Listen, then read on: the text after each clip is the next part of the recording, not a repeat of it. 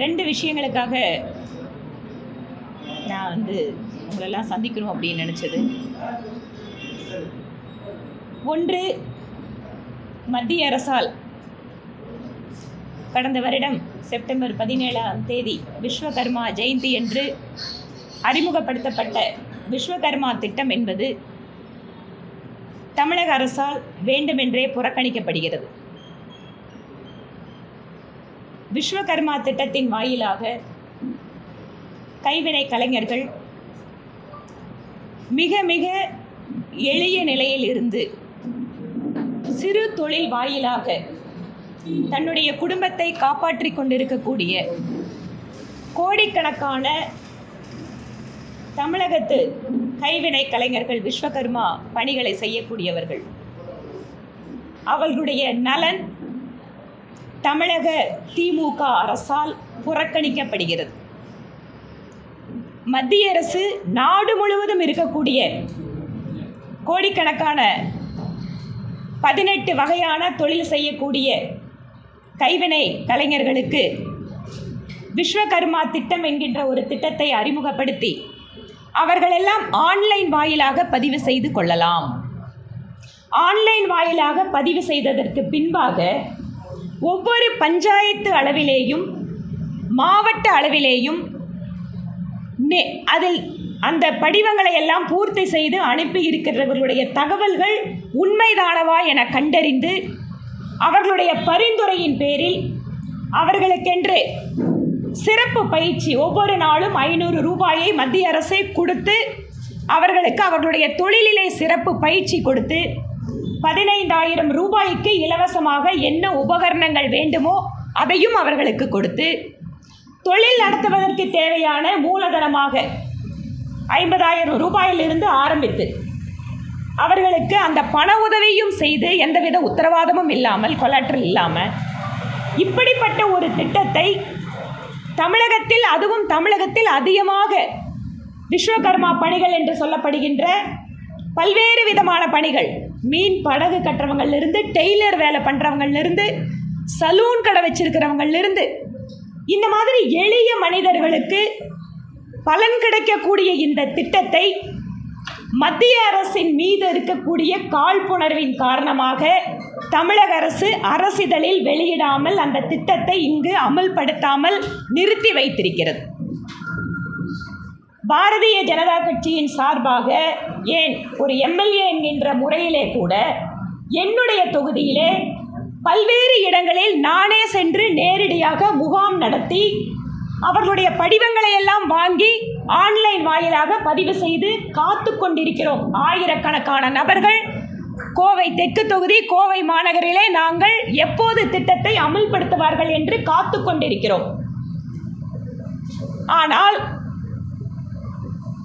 அந்த மக்களுடைய நலனை எல்லாம் புறம் தள்ளிவிட்டு தமிழக அரசு வேண்டுமென்றே திட்டமிட்டு இந்த பலன்கள் நேரடியாக எந்த விதமான உதவியும் அவர்களுக்கு சென்று விடாமல் தடுத்து கொண்டிருக்கிறது.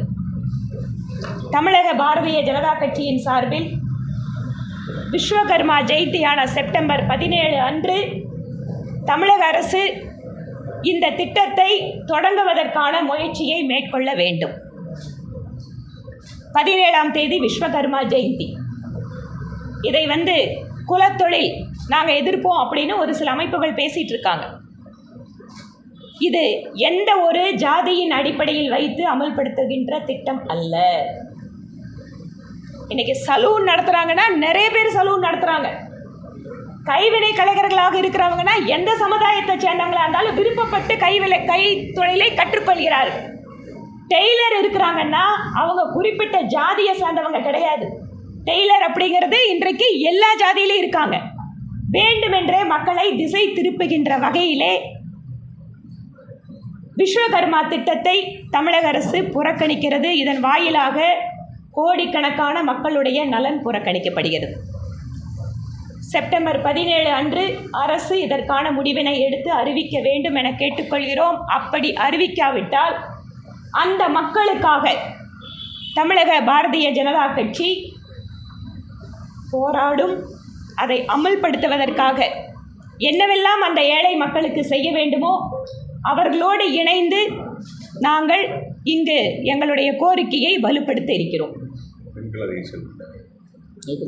விஸ்வகர்மா திட்டத்தில் நாங்கள் பதிவு பண்ண வகைக்கும் பார்த்தீங்கன்னா அதிகமாக பெண்கள் அதில் பதிவு பண்ணியிருக்காங்க. நாங்கள் ஒவ்வொரு இடத்துக்கு போகும்போதும் பதிவு பண்ணுறதுக்கு முகாம் போடும்போது அதிகமான பெண்கள் தான் அதில் பலன் பெற்றிருக்காங்க. ஏனென்றால் தமிழகத்தினுடைய பொறுப்பாளர் திரு ஜி.கே. நாகராஜ் அவருக்கு தெரியும் தமிழ்நாட்டில் எத்தனை மாவட்டங்களில் நாங்கள் போய் அவங்களோட இடத்துக்கே போய் பதிவு பண்ணிட்டு வச்சுருக்கோம். ஏனென்றால் நேரடியாக ஆன்லைன் வாயிலாக அவர்கள் திட்டங்களுக்கு பயன்பெறுகின்ற பொழுது கட்சிக்காரங்களோ புரோக்கரோ இடையில விருப்ப வெறுப்பு இல்லாமல் செய்யக்கூடிய அந்த பணிகள் அப்படிங்கிறது இல்லாமல் வேண்டியவங்களுக்கு செய்யக்கூடியது இதில் வராது. ஏனென்றால் எல்லாமே டிரான்ஸ்பரண்ட்டாக பண்ணுறாரு பிரதமர் மோடி. அவர்களுடைய திட்டங்கள் எல்லாமே வெளிப்படைத்தன்மையோடு எந்தவித லஞ்ச லாவணியத்துக்கும் இடமில்லாமல் யார் பயனாளிகளோ அவர்களுக்கு நேரடியாக சென்றடைவது. அந்த மாதிரி ஆன்லைன் வாயிலாக பதிவு பண்ணி வச்சிருக்கிற எல்லாத்தையும் ஒரு தடவை ஸ்க்ரூட்டனைஸ் பண்ணி ஸ்டேட் கவர்மெண்ட் கொடுத்தா அவர்களுக்கு உடனடியாக திட்டங்களை உதவிகளை வழங்குவதற்கு மத்திய அரசு தயாராக இருக்கிறது. Total number 4.5 lakh. இது வரைக்கும் நாங்கள் சொல்கிறது, நாங்கள் கட்சிக்காரங்க எல்லாத்தையும் போய் உட்காந்து கேம்ப் போட்டு வாங்கம்மா பதிவு பண்ணிக்கோங்கன்னு சொல்லி பதிவு பண்ணி வச்ச டேட்டா.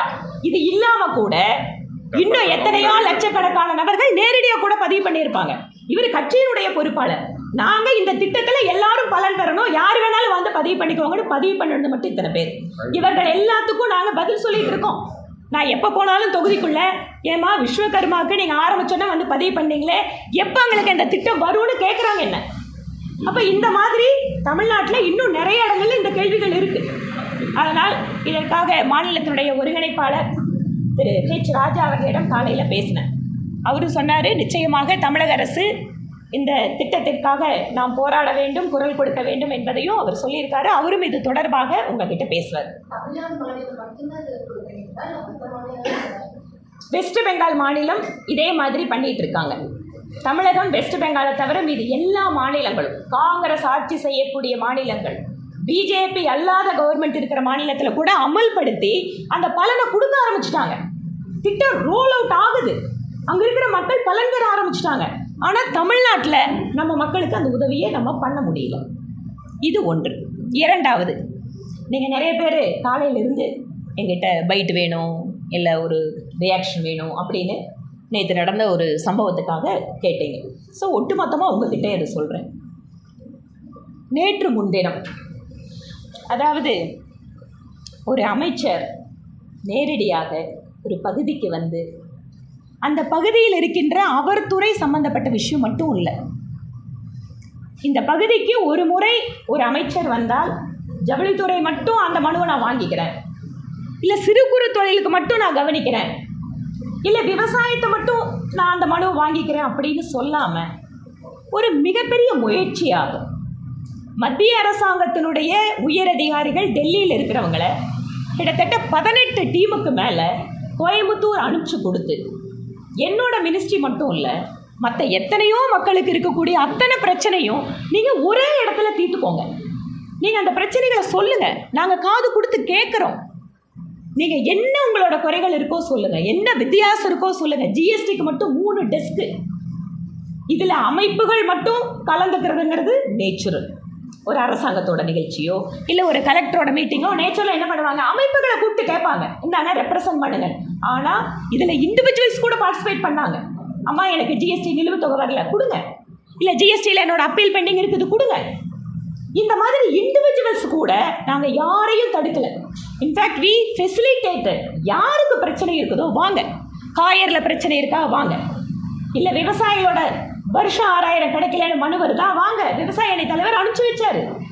எல்லாத்தையும் கூட்டிகிட்டு ஒரு மிகப்பெரிய ஒரு முயற்சியை, கொங்கு மண்டலம் நல்லா இருக்கணும், கொங்கு மண்டலத்தினுடைய தொழில்கள் நல்லா இருக்கணும் அப்படிங்கிற ஒரு எண்ணத்தில் மத்திய நிதியமைச்சர் ஏற்பாடு பண்ணி கொடுத்து அந்த நிகழ்ச்சி நடக்குது. நிகழ்ச்சி நடந்ததுக்கு பின்னால் சரி அதிகாரிங்க வந்தாங்க, மனு வாங்கினாங்க, நாங்கள் எதெல்லாம் எங்களால் தீர்க்க முடியுமோ நாங்கள் போய் தீர்க்கிறோம் அப்படின்னு சொல்லிட்டு கூட போகலை. அமைச்சர் வந்த உடனே அதிகாரிகள் அவங்களுக்கு ப்ரீஃபிங் கொடுக்குறாங்க. எத்தனை மனு வந்தது, எதெல்லாம் முக்கியமான மனுக்கள், எதெல்லாம் இந்த பகுதியினுடைய முக்கிய பிரச்சனைகள்னு அதிகாரிகள் அமைச்சர்கிட்ட சொல்கிறாங்க. சொன்னதுக்கப்புறம் அவங்க ஒரு பப்ளிக் ஃபாரத்தில் எல்லா தொழில் வியாபார விவசாய அமைப்புகளை எல்லாம் கூப்பிட்டு வச்சு 1000 பேருக்கு மேலே அவர்கள் என்னென்னவெல்லாம் முயற்சிகள் குறிப்பாக சிறு குறு தொழில்களுக்கு மத்திய அரசு எடுக்குது, நாங்கள் பட்ஜெட்டில் என்னென்னவெல்லாம் கொடுத்துருக்கோம், நிறைய திட்டங்கள் மக்களுக்கு பொதுமக்களுக்கு சென்றடையவில்லை, அந்த திட்டத்தை பற்றியெல்லாம் நானே உங்களுக்கு விரிவாக சொல்கிறேன், நீங்கள் போய் பேங்க்கில் இந்த திட்டத்தினுடைய பலன்களை எல்லாம் எடுத்துக்கொள்ளலாம் அப்படின்னு மத்திய நிதியமைச்சர் நேரடியாக உரையாடுகிறார். அவர் உரையாடி அவங்களோட கருத்துக்களெல்லாம் கேட்டாங்க. எல்லாரும் பேசி முடிச்சதுக்கு அப்புறம் கோயம்புத்தூரை சேர்ந்த ஹோட்டல் உரிமையாளர் சங்க தலைவர், கௌரவ தலைவர், மிக நீண்ட அனுபவம் கொண்டவர், ஒரு அனைவராலும் மதிக்கப்படக்கூடிய ஒரு குடும்பத்தை சார்ந்தவர், சமுதாயத்தில் உயர்ந்த நிலையில் இருப்பவர், எனக்கு சகோதரர் மாதிரி. ஏனென்றால் நாங்கள் 2 பேரும் ஒரே ஊர் பக்கம்தான். ஸோ அவர் எழுந்து ஒரு சில கருத்துக்களை தெரிவிக்கிறார். அது ஜிஎஸ்டி பற்றி வித்தியாசம் இருக்குது, காரம் தனியாக ஸ்வீட்டு தனியாக அப்படின்னு அவர் பேசுகிறார். ஜிஎஸ்டி பற்றி என்ன குறைகள் இருந்தாலும் கேட்குறதுக்கு தானே அமைச்சரே வந்திருக்காங்க.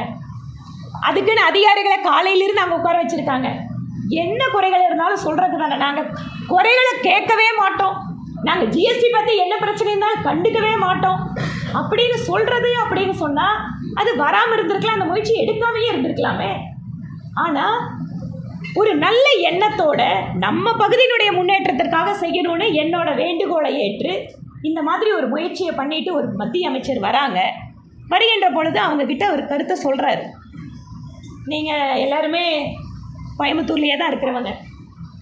அவர் பேசுகின்ற பொழுது இந்த அம்மா எம்எல்ஏ அம்மா என் கடைக்கு வருவாங்க, ஜிலேபி சாப்பிடுவாங்க, அப்புறம் காஃபி குடிப்பாங்க, அப்புறம் சண்டையும் போடுவாங்க, இந்த மாதிரி கொஞ்சம் பேசினாரு. நீங்கள் எல்லாம் கேட்டுட்டு தான் இருந்தீங்க. நாங்கள் இம்மீடியட்டாக அந்த இடத்துல ரியாக்ட் பண்ணலை. நான் கேட்டிருக்க முடியும், நான் உங்கள் கடைக்கு எத்தனை முறை வந்திருக்கேன் இது வரைக்கும், இல்லை எப்பாவது வந்து உங்ககிட்ட நான் சண்டை போட்டிருக்கேனா, இல்லை எத்தனை முறை வந்து நான் ஜிலேபி சாப்பிட்ருக்கேன், நான் என்ன சாப்பிட்ருக்கேன் அப்படின்னா அந்த ஜிலேபியை சொன்னீங்களே, அது இது வரைக்கும் நான் அந்த ஜிலேபி சாப்பிட்டதே இல்லை, இதெல்லாம் நான் மேடையிலேயே சொல்லியிருக்க முடியும். நான் அதை விரும்பலை. ஏனென்று கேட்டால் அது ஒரு பொது மேடை. அந்த இடத்துல என்னதான் நான் அவரை மதிக்கக்கூடியவளாக இருந்தாலும், என்னதான் எங்களுக்குள்ளே வந்து ஒரு நட்பு அப்படிங்கிறது இருந்தாலும், ஒரு எம்எல்ஏ ஒரு தொழிலதிபர் அப்படிங்கிற ஒரு இது இருந்தால் கூட அந்த இடத்துல நாங்கள் எழுந்து வந்துட்டோம். அதுக்கப்புறம் நான் பேசவே இல்லை இதை பற்றி. அடுத்த நாள் நேற்று காலையில் 7 மணியிலிருந்து எனக்கு அவர் தொடர்ச்சியாக ஃபோன் செய்கிறார். நான் தப்பாக பேசிட்டேன், என்னை மன்னிச்சிருங்க, நான் வந்து அமைச்சர்கிட்ட மன்னிப்பு கேட்கணும், நான் இப்போவே வரேன், எனக்கு மன்னிப்பு கேட்குறதுக்கு நீங்கள் டைம் சொல்லுங்கள். உங்களுக்கு தெரியும், நேற்று காலையில் 10 மணிக்கு இந்துஸ்தான் காலேஜ் ப்ரோக்ராம், அது முடித்ததுக்கப்புறம் உடனடியாக அரசூர் போய் மெம்பர்ஷிப் சேர்க்கறதுக்கான ப்ரோக்ராம். ஸோ நாங்கள் இருக்கல, காலையில் வாய்ப்பே இல்லை, அதே லஞ்சுக்கு அப்புறம் பார்க்கலான்னு சொல்கிறோம். ஸோ நாங்கள் ஹோட்டல் வந்தோடனே லஞ்ச் முடிச்சதுக்கப்புறம் உடனே அவர் வராரு. அப்போ கூட 4:30 மணிக்கு உங்களோட ப்ரெஸ் மீட் இருக்குது, 4 மணிக்கு உங்கள் ப்ரெஸ் மீட், அதை கூட சொல்கிறாரு. 4 மணிக்கு ப்ரெஸ் எல்லாம் இருப்பாங்க, நான் முன்னாடியே வந்து உங்களை பார்த்துட்டு போகிறேன்னு சொல்கிறாரு. சரி, ஓகே, உங்கள் விருப்பம், வாங்கன்னு சொல்லி அவர் 2:30 மணிக்கு வராரு. வந்து இந்த மாதிரி நான் வந்து பேசின விஷயம் தவறு தான், நான் உங்களுக்கு தர்ம சங்கடத்தை ஏற்படுத்திட்டேன், இதெல்லாம் சோஷியல் மீடியாவில் வைரலாக வேறு மாதிரி போயிடுச்சு, ஜிஎஸ்டியில் எனக்கு கருத்துக்கள் இருந்தால் கூட நீங்கள் வாய்ப்பு கொடுத்துருக்கீங்க, நீங்கள் காமர்ஸில் இருந்த போது இருந்து கூட இங்கே வந்து நான் உங்களை பார்த்துருக்கேன், அதனால் இந்த மாதிரி தப்பாக போன ஒரு விஷயம் நீங்கள் மனசு புண்பட்டிருந்தா நான் வருத்தம் தெரிவிச்சுக்கிறேன், மன்னிப்பு கேட்குறேன் அப்படின்னு சொல்லிவிட்டு, நான் ஆர்எஸ்எஸ்ஸை சார்ந்தவன், என்னோடய குடும்பத்தோட தொடர்பு அப்படிங்கிறதெல்லாம் எங்ககிட்ட சொல்கிறார். ஓகே. அதுக்கப்புறம் மேடம் சொல்கிறாங்க, அந்த வீடியோவும் இருக்குது, ஜிஎஸ்டி பற்றி நீங்கள் என்ன வேணால் சொல்லுங்கள், ஜிஎஸ்டி பற்றி நீங்கள் என்ன கருத்து சொல்கிறதுக்கும் உங்களுக்கு உரிமை இருக்குது, அதை கேட்டு பதில் சொல்கிறதுக்கு எனக்கும் கடமை இருக்குது. ஆனால் உங்களோட எம்எல்ஏ, அது ஒரு பெண் எம்எல்ஏ, அவங்க வந்து உங்கள் கடையில் என்னென்னவெல்லாம் சாப்பிட்டாங்க, ஒரு வாடிக்கையாளர் என்னென்னவெல்லாம் சாப்பிட்றாங்கன்னு சொல்லலாமா? அது முறையா? உங்கள் ஹோட்டலுக்கு வந்து அடுத்த முறை 10 பேர்த்தோட யாராவது சாப்பிட வந்தா நீங்கள் அதையெல்லாம் பார்த்துட்ருப்பீங்களான்னு தோணாதா அப்படின்னு மட்டும்தான் கேட்குறாங்க. உடனே அதுக்கு அவர் சொல்கிறாரு, எங்கிட்டும் மன்னிப்பு கேட்குறாரு, மன்னிச்சுக்கணுமா, நீங்கள் சகோதரி மாதிரி தான், ஆனால் ஏதோ அந்த நேரத்தில் நான் அப்படி பேசிட்டேன் அப்படின்னு எங்கிட்ட சொல்கிறாரு. அவ்வளோதான். கூட அந்த அரங்கத்தில் பின்னாடி பக்கம், முன்னாடி பக்கம் வீடியோவில் நாங்கள் இருப்போம், பின்னாடி பக்கம் ஒரு சில கட்சிக்காரங்க இருக்காங்க. ஆனால் இந்த வீடியோவுக்கு பின்னாடி அதை ஒரு சில கட்சியினுடைய சமூக ஊடக பக்கத்தில் பகிர்ந்துருக்கிறாங்க. ஏனென்றால் அவ்வளோ ஒரு பொது மேடையில் வச்சு நம்ம எம்எல்ஏவை நம்ம கட்சிக்காரங்களை சொல்லிட்டாங்க அப்படிங்கிற ஒரு வருத்தம் எங்கள் கட்சிக்காரங்களுக்கு இருக்குது. இதில் இன்னொரு விஷயத்தையும் நான் என்ன கூட சொல்ல விரும்புகிறேன். நான் வழக்கமாக அரசியல் அப்படின்னு சொன்னாலே ஒரு சவால் நிறைந்த பாதை, அது ஒரு போராட்டங்கள் நிறைந்த பாதை. இன்றைக்கும் இங்கே பெண்களுக்கான சம வாய்ப்புகளா சம மரியாதை இருக்கான்னு சொன்னால் ஒரு அரசியல்வாதியாக பெண் அரசியல்வாதியாக நான் இல்லைன்னு சொல்லுவேன். ஆனால் அதுக்காக ஐயோ நான் பெண்ணாக இருக்கிறேன் எனக்கு இந்த சலுகையை ஏன் கொடுக்கல, ஐயோ நான் பெண் அரசியல்வாதி என் மேலே இறக்கம் காட்டுங்க கருணை காட்டுங்க, அதுக்காக சொல்ல வரல. நீங்கள் அதே மேடையில் ஒரு ஆண் அமைச்சர் ஒரு ஆண் எம்எல்ஏ அப்படி இருந்தால் இந்த மாதிரியான பேச்சுக்கள் வருவதற்கு வாய்ப்பு இருக்கா அப்படிங்கிறத மட்டும் யோசிச்சு பாருங்கள். நான் திருப்பியும் சொல்கிறேன், நான் பெண் அப்படிங்கிறதுக்காக எந்தவித ஒரு கூடுதல் சலுகையை நான் எதிர்பார்க்கல. ஆனால் நான் சொல்கிறது, ஆளுங்கட்சியில் மாநில அரசாங்கத்திலிருந்து ஒரு அமைச்சர் இல்லை யாராவது ஒருத்தங்க இந்த மாதிரி வந்து உட்காந்து எல்லாத்தையும் ஒன்றா சேர்த்து உங்கள் பிரச்சனையை சொல்லுங்கன்னு தேர்தல் இல்லாத சமயத்தில் யாராவது வந்திருக்காங்களா? இல்லை. ஒரு அமைச்சரோ ஒரு எம்எல்ஏவோ பொதுவில் போகும்போது நானும் கவனிக்கிறேன், தமிழ்நாட்டில் அது திருமதி கனிமொழியாக இருக்கலாம் அல்லது செல்வி ஜோதிமணியாக இருக்கலாம், இந்த மாதிரி பெண்கள் போகும்போது மட்டும் உடனே அவங்கள சூழ்ந்துட்டு கேள்வி கேட்குறது, உடனே அந்த வீடியோ வந்து வெளியில் வர்றது அப்படிங்கிறது ரொம்ப இயல்பாக இருக்குது. ஏனென்றால் சமுதாயத்தினுடைய பார்வையில் நீங்கள் எவ்வளோ உயர்ந்த பொறுப்புக்கு போனாலும் நீங்கள் பெண்கள் தானே அப்படிங்கிற ஒரு எண்ணம் இருக்குது. இது எங்ககிட்ட இல்லை, நாங்கள் அப்படி பார்க்கலன்னு சொன்னால் சந்தோஷம். ஆனால் இப்படி ஒரு பார்வை இருக்குது அப்படிங்கிறத சொல்ல வேண்டியது என்னோட கடமையாக நான் பார்க்குறேன். திரும்பவும் சொல்கிறேன், பெண் அப்படிங்கிறதுக்காக நான் எந்த சொல்லியும் எதிர்பார்க்கிறேன். இந்த சமுதாயத்தினுடைய மனப்போக்கு அப்படிங்கிறத நான் இங்கே சுட்டி காட்ட விரும்புகிறேன்.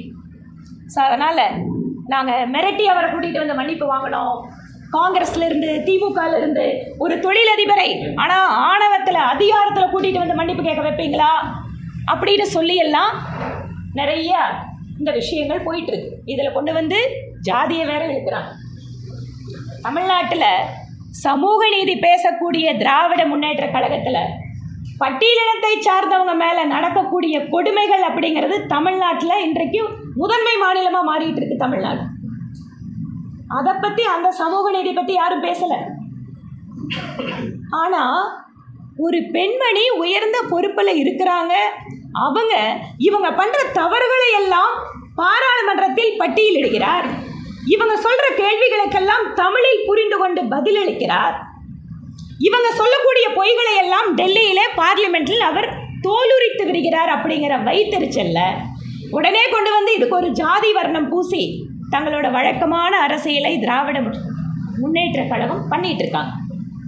அதனால் உண்மையான சமூக நீதி அப்படின்னு சொன்னால் எல்லா ஜாதிக்கும் சமமான மரியாதை கொடுக்கறது தான் சமூக நீதி. தங்களோட பாரம்பரியமான அரசியல் எந்த கேள்வி கேட்டாலும் கேள்வி கேட்டவங்களில் உண்மைத்தன்மை இருக்குன்னா உடனே அவங்க ஜாதியை போய் பேசுறது.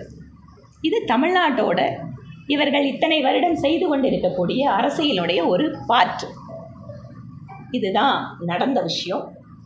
அன்னபூர்ணா ஓனர் திரு ஸ்ரீனிவாசன் அவர்களிடம் நேரடியாக நீங்கள் போய் நான் சொன்ன விஷயத்தில் ஏதாவது போய் இருக்கான்னு கேட்டு தெரிஞ்சுக்கலாம். இதுக்கு மேலே தொழிலதிபர் தானாகவே வந்து அவர் விஷயத்துக்கான வருத்தமும் கேட்டார். எதற்காக பாஜக இந்த வீடியோவை ரிலீஸ் பண்ணணும் அப்படிங்கிறது சமூக வலைதளத்துல நிறைய பேரோட கேள்வியாகும். நான் அந்த கேள்விக்கு நான் பதில் சொல்கிறேன். உங்களோட கேள்விகள் இதோட இருந்ததுன்னா, ஒரு அரங்கத்துக்குள்ளே கூட்டம் நடக்குது. அரங்கத்துக்குள்ளே நடக்கிற கூட்டத்தில் ஒரு பெண் அமைச்சர் பெண் எம்எல்ஏ பற்றி அநாகரிகமாக அவர் பேசினாருன்னு நிறைய பேர் நீங்களே ஒத்துக்கிறீங்க. அப்படி பேசலாமா? இல்லைங்க, பேசியிருக்கக்கூடாது. என்ன சாப்பிட்டாங்கன்னு சொல்லலாமா? இல்லை, சொல்லியிருக்கக்கூடாது. தனிப்பட்ட முறையில் நம்மளுக்கு நட்பு இருந்ததுன்னா நம்ம ரூம்குள்ளே பேசுகிறது வேறு. வெயிட். ஆனால் இத்தனை பேருக்கு முன்னால் அவர் இப்படி பேசிட்டு போகிறாரு அப்படிங்கும்போது அவர் வந்து மன்னிப்பு கேட்குறாரு அப்படின்னு சொன்னால் அது எப்படி போகுது? நம்ம பகுதியில் இருக்கிற ஒரு எம்எல்ஏ ஒரு மத்தியில் இருக்கக்கூடிய இவ்வளோ பெரிய அமைச்சரை கூட்டிகிட்டு வந்து இவ்வளவு பெரிய நிகழ்ச்சியை நடத்தி எல்லா மக்களுக்கும், கட்சிக்காரங்களுக்கு மட்டும் இல்லைங்க, அதுக்கப்புறம் அந்த கொடிசியா மீட்டிங் முடிஞ்சதுக்கப்புறம் காலேஜ் ட்ரஸ்டோட தனி டெலிகேஷன் மீட் பண்ணுறாங்க. பஞ்சு விலையை குறைப்பதற்காக தனியாக சைமாலிருந்து ஒரு டெலிகேஷன் வருது. அதற்கும் அவங்க மீட் பண்ணி பேசுகிறாங்க. அதற்கு பின்பாக ஹோட்டல் கல்யாண மண்டபத்தோட உரிமையாளர்கள் வராங்க. ஜிஎஸ்டி பிரச்சனை, அந்த டெலிகேஷனை மீட் பண்ணுறாங்க.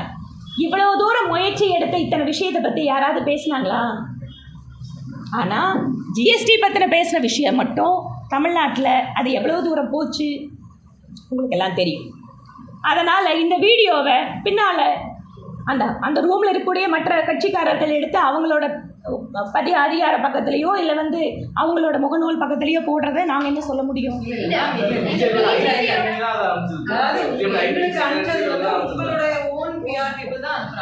நான் என்ன சொல்கிறேன், நான் பிஆர் பீப்புளுக்கு சொல்ல வரல. நான் சொல்ல வர்றது, இந்த மாதிரியான ஒரு நிகழ்வு நடந்த விஷயம் ஏதாவது மாற்று கருத்து இருக்கா? இல்லை. ஏன் ப்ராப்ளம் ஆகுதுன்னா, ஓகே அவர் நீங்களே சொல்றீங்க it's like a brother feeling சொல்றீங்க, கரெக்ட்டா? So you will also accept he never intended anything malicious. அவர் பேசின விதம் right wrong, that's a different, but he actually didn't mean anything malicious, கரெக்ட்டுங்களா? அதுக்கப்புறம் அவர் ஃபீல் பண்றாரு, அப்பாலஜைஸ் பண்றாரு. நேற்று மார்னிங் நாங்க எத்தனை பேர் கேட்டாலும் அவர் ஆக்சுவலா பிரஸ் கிட்ட அதுக்கப்புறம் அதை பத்தி பேச மாட்டேன்ட்டார். we all asked him, ஆனா அவர் பேச மாட்டேன்ட்டார். இந்த அவர் அப்பாலஜைஸ் பண்ண வீடியோ ஆக்சுவலா பிஜேபி ரிலீஸ் பண்ணலைன்னா அது இவ்வளோ பாப்புலர் ஆயிருக்காது. இப்போ இன்னைக்கு மார்னிங் கூட உங்க பிஜேபியோட ஸ்போக்ஸ் பர்சன் அங்க பார்க்கிங் ஏரியா இல்ல அந்த மாதிரிலாம் ட்விட்டர்ல போட்டுட்டு இருக்காங்க. அப்ப என்ன ஆகுதுன்னா, இது இஷ்யூ கூட இல்ல மேம். இப்போ this is like targeting an individual which is like I don't think இது நீங்க சொல்லலாம், நீங்க அவரை மிரட்ட வைக்க பாக்குறீங்க, உங்க அதிகாரத்தை பயன்படுத்துறீங்கன்னு. அதனால தான் நான் சொல்றேன், இதுக்கு நான் ஆன்சர் பண்றதை விட who will be the odd person to answer? நீங்க எல்லாத்தையும் எங்க கேக்குறீங்க? நோ, அன்னபூர்ணா ஹோட்டல்ல சாம்பார்ல வெங்காயம் தக்காளி இருக்கு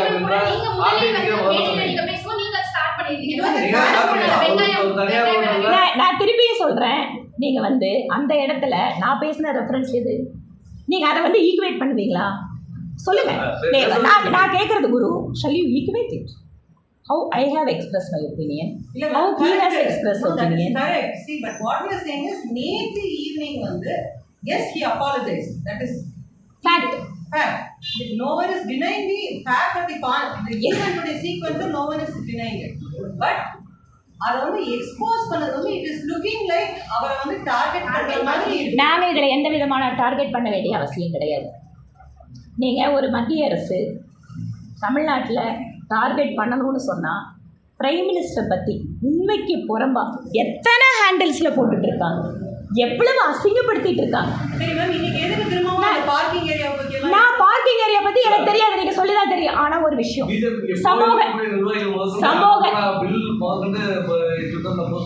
ஏங்க ஒரு விஷயத்தை நீங்க ஜிஎஸ்டி பத்தி பேசுறீங்கன்னா பிஜேபி காரங்க பதிலே சொல்லக்கூடாது, அமைதியா இருக்கணும்னு நினைக்கிறீங்களா? நான் ஒரே விஷயம் தான் உங்களுக்கு சொல்றேன், ஹோட்டல் நிர்வாகத்தையோ ஹோட்டல் உரிமையாளரையோ நாங்கள் வற்புறுத்தியோ நாங்கள் மிரட்டியோ இல்லை, நாங்கள் கேட்டோம். அவர் அதை பண்ணார் அப்படின்னு சொன்னால் நீங்கள் அதை அவர்கிட்ட கேட்டு தெரிஞ்சுக்கணும். ஏன்னா I can show the phone call record, that is not proper. எத்தனை முறை அவர் எனக்கு ஃபோன் பண்ணி நான் நேரில் மன்னிப்பு கேட்கணும் அப்படின்னு கேட்டாருன்னு சொல்லி. ஸோ அதனால் இது சம்மந்தமாக நாங்கள் ஏதாவது எங்கள் தரப்பில் இருந்து நாங்கள் அவரை அப்ரோச் பண்ணோமா அப்படிங்கிறத நீங்கள் கேட்டுக்கோங்க. ஓகே,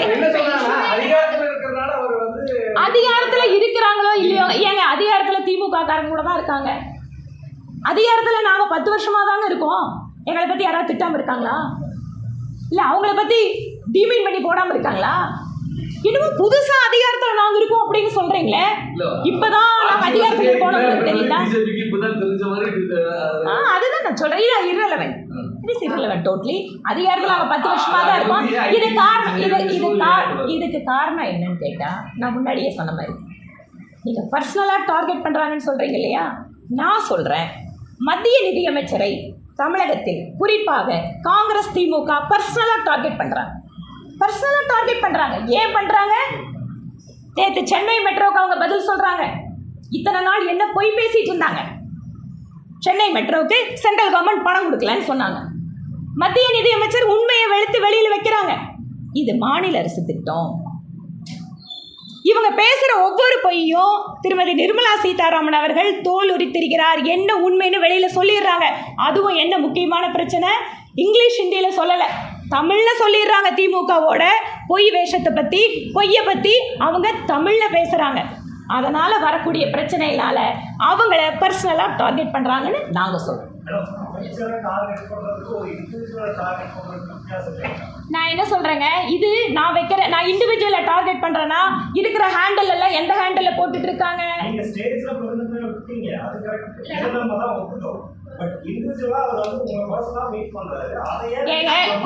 நான் என்ன சொல்கிறேன், திருப்பியும் சொல்கிறேன், ஒரு ஹாலில் பல்வேறு நபர்கள் இருக்கின்ற பொழுது அதை பற்றி நாங்கள் எதுவும் சொல்ல முடியாது. பிகாஸ் முன்னத்த நாள் என்னென்னவெல்லாம் ஆயிருக்கு. கட்சிக்காரங்க ஒரு பக்கம் ரியாக்ஷன், இன்னொரு பக்கம் ஆக்ஷன் அப்படின்னு வரதான் செய்யும் அது. ஸோ இதுக்கு நான் வந்து இதை பண்ணினது சரி நியாயம் அதுக்குள்ளே போக வரல. ஒரு விஷயம் தப்பாக முதல்ல போகுதுன்னு சொன்னால் அதுக்கு இன்னொரு பக்கம் எஸ் ஃபியூவல். அதனால தான் நாங்களும் எப்படி இதை பார்க்குறோன்னா அதுக்கான பதிலை சொல்லணும்னு நினைக்கிறோம். இதில் வந்து திருப்பியும் இது நடந்தது, அது நடந்தது, அவர் இப்படி இவர் இப்படி அப்படிங்கிற விஷயத்துக்குள்ளே போகலை. நான் உங்ககிட்ட சொல்கிறது எல்லாமே 100% என்ன நடந்ததோ அதை நான் உங்களுக்கு சொல்லிடுறேன். இதை நான் உங்ககிட்ட ஷேர் பண்ணிக்கணும்னு நினச்சேன்.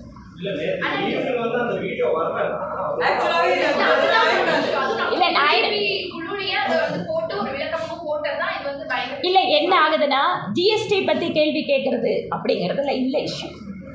நெரேட்டிவ் எப்படி எடுத்தாங்க அவங்க, ஜிஎஸ்டி பற்றி கேள்வி கேட்டால் நீங்கள் மிரட்டுவீங்களா? ஜிஎஸ்டி பற்றி கேள்வி கேட்டதை நாங்கள் வந்து ஒன்றும் கேட்கவும் இல்லை. இன்ஃபேக்ட் ஜிஎஸ்டி பற்றி கேள்வி கேளுங்கிறதான ஒரு அமைச்சரே வராரு.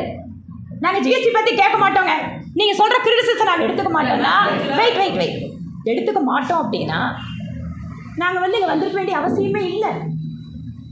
வாலண்டரியாக நாங்கள் ஒரு முயற்சி எடுத்து வாங்க ஜிஎஸ்டி பற்றி சொல்லுங்கன்னு கேட்குறதுக்கு வர்றோம். ரெண்டாவது, நீங்கள் ஒரு பொது வெளியில் ஒரு விஷயத்தை தப்பாக எடுத்துகிட்டு போகிறீங்கன்னு சொன்னால் அதை சரி பண்ணுறதுக்காக இன்னொரு முயற்சி பண்ண தான் செய்வாங்க. இல்லை தப்பாக எடுத்துகிட்டு போகிறது வந்து அவர் ஜிஎஸ்டியை பற்றி பேசினதுல நாங்கள் அதை இல்லைன்னு சொல்லலையே. மேடம் கூட என்ன சொல்கிறாங்க, மேடம் கூட ஜிஎஸ்டி பற்றி நீங்கள் என்ன பேசினாலும் நான் பதில் சொல்கிறேங்கிறாங்க. Correct ma'am. பட் என்னன்னா நீங்களே ஒத்துக்கிறீங்க he didn't mean anything malicious ன்னு சொல்லும்போது அவரும் அப்பாலஜைஸ் பண்ணதுக்கு ஓகே அவர் ஹால்ல பேசினாரு. அது வந்து எஸ் அதுதான் ஒரு பயத்தை தான் ஏற்படுது. நான் இன்னொன்று சொல்கிறேன். யாரும் வரவே மாட்டாங்க. இல்லை நான் இன்னொன்று சொல்கிறேன். கோயம்புத்தூரில் இருக்கிற தொழில் அமைப்புகள் கிட்ட நீங்கள் வேணால் பேசுங்க. எத்தனை தொழில் அமைப்புகளை சார்ந்தவங்க எனக்கு ஃபோன் பண்ணி அந்த இடத்துல ஒரு தப்பு நடந்து போச்சுங்க, நம்ம பகுதிக்கு உதவி செய்ய வந்த அமைச்சரை நாம் சங்கடப்படுத்திட்டோம். விட்டுருக்கலாமே அம்மா. நான் என்ன சொல்கிறேன், அப்படியே விடணும் அப்படிங்கும்போது அது வந்து ஒரு பிஜேபியோட இதிலிருந்து தரப்புலேருந்து இன்னொருத்தங்க பதில் சொல்கிற சூழ்நிலை கொண்டு வந்துடுறாங்க. நீங்கள் இது வந்து ஆல் ஆஃப் அஸ் அக்செப்ட். இது வரைக்கும் யாருமே இத்தனை அஃபிஷியல்ஸ் கொண்டு இந்த மாதிரி மீட்டிங் வைக்கல. அங்கே வந்த எல்லா இண்டஸ்ட்ரி எம்எஸ்என்ல எல்லாருமே ஒத்துக்கிறாங்க. தி அஃபிஷியல்ஸ் ஆர் வெரி குவாலிட்டியஸ். எங்கள் ப்ராப்ளம் அண்டர்ஸ்டாண்ட்.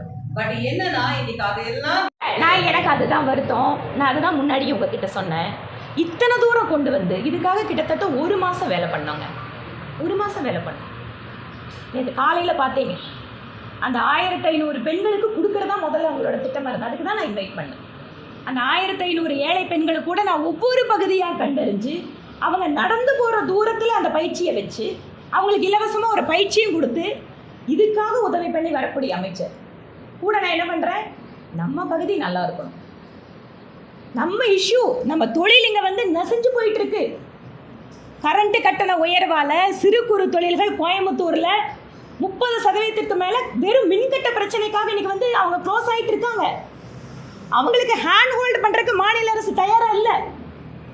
அவங்களோட மூலப்பொருள் பிரச்சனை, எங்கெங்க ரா மெட்டீரியல் உங்களுக்கு இஷ்யூ இருக்குது, குஜராத்தில் பண்ணுறாங்க, மகாராஷ்டிராவில் பண்ணுறாங்க. சிறு குறு தொழில்களுக்கு பிரச்சனை இருக்குதா, உட்காந்து பேசுகிறாங்க. அந்த டெலிகேஷனை கூட்டிகிட்டு போய் சென்ட்ரல் கவர்மெண்ட்டோட உட்காந்து பேசுகிறாங்க. ஒரு எக்ஸசைஸ் இது வரைக்கும் ஸ்டேட் கவர்மெண்ட்டில் பண்ணாங்களா? மாநில அரசோட தவறான கொள்கைனால இன்னைக்கு இந்த பகுதியில் இருக்கிற சிறு குறு தொழில் நிறுவனங்கள் நசிஞ்சு போய் கிடக்குறாங்க. Motor pump industry, bed grinder industry, தனித்தனியாக ஒரு இண்டஸ்ட்ரியோட ஒரு அமைச்சர் உட்காந்து பேசி உங்களுக்கு என்னங்க கஷ்டம்? எலெக்ஷன் நேரம் தவிர வேறு ஏதாவது நேரத்தில் இவங்க ஏதாவது பேசுகிறாங்களா? ஆனால் அந்த வேலையை இங்கே இருக்கிற ஒரு பிஜேபி எம்எல்ஏ பண்ணுறோம். எம்எல்ஏ வேலை இது இல்லைங்க. என்னோட வேலை சட்டசபையில் பேசுறது, என்னோட வேலை லோக்கலில் ரோடு லைட்டு இது அப்படின்னு சொல்லி நான் நிறுத்தலைங்க. நான் அந்த மாதிரி எம்எல்ஏ வேலை இல்லைன்னு நினச்சலையே. இல்லை என் தொகுதிக்கு மட்டும் இவங்க பண்ணால் போதுன்னு நான் நினைக்கலையே. நம்ம ஏரியா நல்லா இருக்கணும்னு பார்க்குறோம், அதுக்காக ஒரு முயற்சி எடுக்கிறோம். இதில் என்ன ஆகுது? நீங்கள் சொன்ன மாதிரி ஒரு வீடியோ மட்டும்தான் போகுது. அதனால் நடந்த விஷயத்தை உங்கள்கிட்ட சொல்லிட்டேன். இதுக்கப்புறம் நீங்கள் இதுபோல சுவாரஸ்யமான பல பயனுள்ள தகவல்கள் மற்றும் உடனடியான செய்திகளுக்கு இ தமிழ் நியூஸுடன் இணைந்திருங்கள்.